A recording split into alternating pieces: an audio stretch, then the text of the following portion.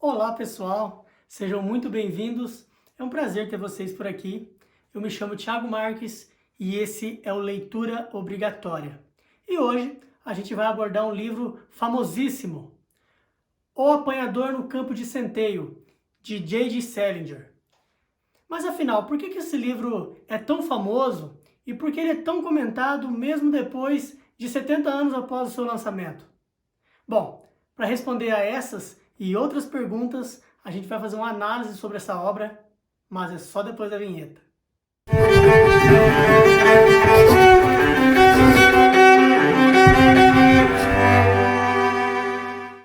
Esse livro foi publicado em 1940 e 1941 em uma espécie de folhetim que saía nas revistas. E só em 1951 ele foi publicado em formato de livro, tal qual nós conhecemos hoje. É interessante lembrar que o seu autor, o Salinger, ele serviu na guerra e que inclusive isso foi um fato muito importante na vida dele, marcou ele profundamente, porque ele viu centenas de amigos perderem a vida no campo de batalha. A sua grande inspiração é o Ernest Hemingway, autor desse livro aqui, ó, O Velho e o Mar, que em breve vai ter resenha aqui no canal. Vale destacar que o Hemingway e o Salinger eram amigos pessoais. O Hemingway também serviu na guerra.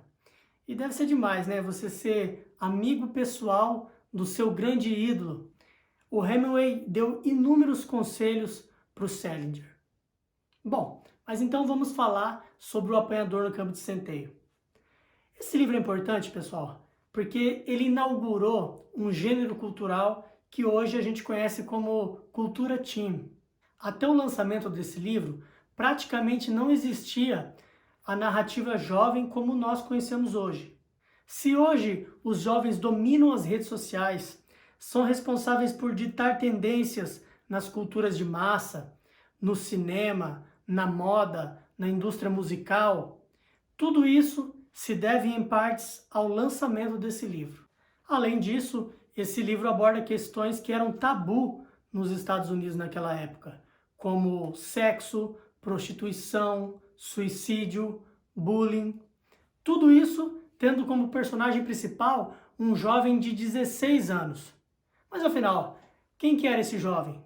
Esse jovem é Holden Caulfield, um adolescente que veio de uma família muito rica, seu pai era advogado de uma grande companhia, e ele acaba de ser expulso da sua segunda escola.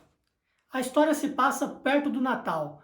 O Holden acabou de ser expulso de um colégio interno que ele estudava na Pensilvânia e ele decide que não vai esperar o fim das aulas, ele vai embora para Nova York, vai ficar perambulando lá até dar o dia em que ele tinha que ir embora e ficou postergando o dia que ele tem que encarar os pais e dar a notícia da sua expulsão.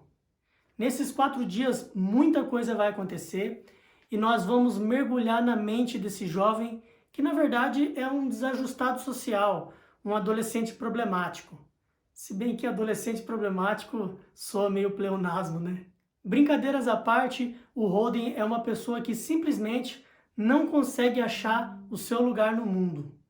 Ele reclama de tudo, ele não consegue entender como funcionam as relações que permeiam a sociedade, ele acha todo mundo falso, todo mundo interesseiro, não gosta de nada e pior, não tem nenhum projeto de vida e não faz absolutamente nada para mudar a sua realidade. Cabe lembrar que essa história é descrita com o narrador em primeira pessoa. E o Salinger escreveu como se fosse realmente um adolescente falando, cheio de gírias, cheio de palavrões. Olha, eu confesso que à medida que eu ia lendo esse livro, eu fui pegando um certo ranço desse Holden. Porque ele é um boca suja, ele só reclama, é um autêntico filhinho de papai e rebelde sem causa. Mas você meio que vai mudando de opinião quando começa a entender por que ele é assim. Na verdade, em todo o livro só tem 2 pessoas que ele gosta.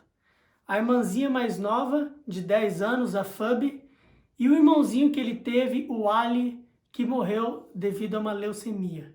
Embora o Holden não apresente nenhuma solução, nenhuma perspectiva para solucionar os problemas que ele enxerga na sociedade, a gente tem que admitir que muita coisa ele tem razão em criticar. Ele se sente completamente deslocado desse mundo. Fato é que a gente consegue perceber que ele é um adolescente em transição para a fase adulta completamente perdido e com medo de encarar o mundo real. E cá entre nós, né? Todos nós que já fomos adolescentes um dia, já sentimos na pele esse medo, não é verdade? Um filósofo russo já falecido, o Mikhail Bakhtin, dizia que um grande romance é aquele que narra o que é ser humano num determinado momento histórico. Então, assim como eu citei na resenha de Crime e Castigo, e se você ainda não conferiu, eu vou deixar o card aqui em cima para vocês conferirem, o Dostoiévski conseguiu captar o pensamento do seu tempo, né? Que era um pensamento nihilista, da completa desconstrução da ideia de Deus e as suas consequências, e colocou tudo isso no seu personagem Raskolnikov. Da mesma forma, o Salinger fez com esse personagem, o Holden Caulfield. O Salinger conseguiu capturar o que era ser um jovem nos Estados Unidos nos anos 50, pós-guerra. Uma sociedade em transformação e que décadas depois culminaria nos movimentos feminista, no movimento Black Power, na cultura do rock and roll, na revolução de costumes, na revolução sexual, no movimento anti-guerra do Vietnã, só para citar alguns. Então, o grande mérito desse livro foi capturar um pensamento de época e antecipar os movimentos de insatisfação social que aconteceriam no futuro.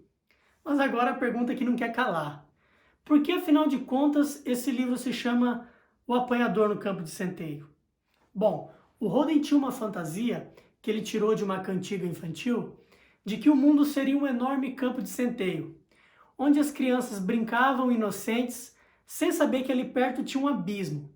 E esse abismo era o mundo dos adultos, um mundo de falsidade e hipocrisia.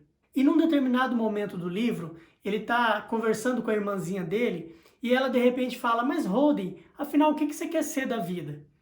E ele responde que se ele pudesse escolher, ele queria ser um homem que fica lá perto daquele abismo, impedindo as criancinhas de caírem e perderem a sua inocência. O apanhador no campo de centeio. Que metáfora, hein? E você, já leu O Apanhador no Campo de Centeio?